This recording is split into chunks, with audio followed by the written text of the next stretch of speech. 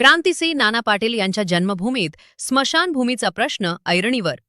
मृतदेहावर रस्त्यावरच अंत्यसंस्कार. बहे.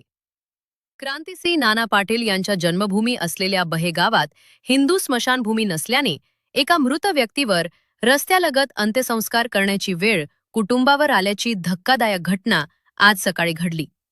या घटनेमुळे ग्रामस्थांमध्ये तीव्र संताप व्यक्त होत असून मूलभूत सुविधांच्या अभावाचा प्रश्न पुन्हा एकदा ऐरणीवर आलाय.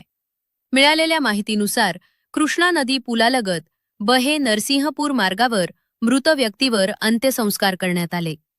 अंत्यविधी दरम्यान चिता व्यवस्थित पेटत नसल्यानं मीठ तसेच ज्वलनशील पदार्थांचा वापर केल्याचा व्हिडिओ बळीराजा शेतकरी संघटनेचे नेते गणेश शेवाळे यांनी समोर आणलाय.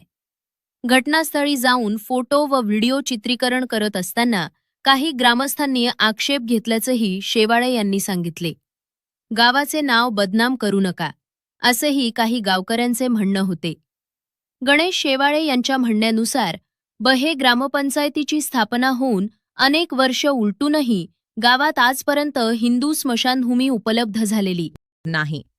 त्यामुळे अनेक कुटुंबांना रस्त्यालगत किंवा पर्यायी जागांवर अंत्यसंस्कार करावे लागत असून ही परिस्थिती अत्यंत दुर्दैवी असल्याचे त्यांनी नमूद केले.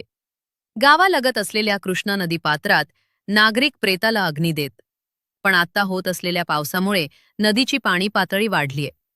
यापूर्वीही बळीराजा शेतकरी संघटनेच्या वतीनं तसेच सर्वपक्षीय पदाधिकारी आणि ग्रामस्थांनी स्मशानभूमीसाठी अनेक वेळा लेखी निवेदनं दिली, मोर्चे काढले आणि आंदोलनं केली. मात्र जिल्हाधिकारी, स्थानिक लोकप्रतिनिधी, ग्रामपंचायत तसेच संबंधित प्रशासनानं या प्रश्नाची गांभीर्यानं दखल घेतली नसल्याचा आरोप शेवाळे यांनी केला. माणूस जिवंत असताना तर अडचणींचा सामना करतोच, पण मृत्यूनंतरही सन्मानानं अंत्यसंस्कार करण्यासाठी गावात जागा नसणं ही अत्यंत वेदनादायी बाब आहे, अशी भावना त्यांनी व्यक्त केली. या घटनेनंतर बहे गावासाठी तातडीनं हिंदू स्मशानभूमीची व्यवस्था करावी अशी मागणी पुन्हा एकदा जोर धरू लागलीय.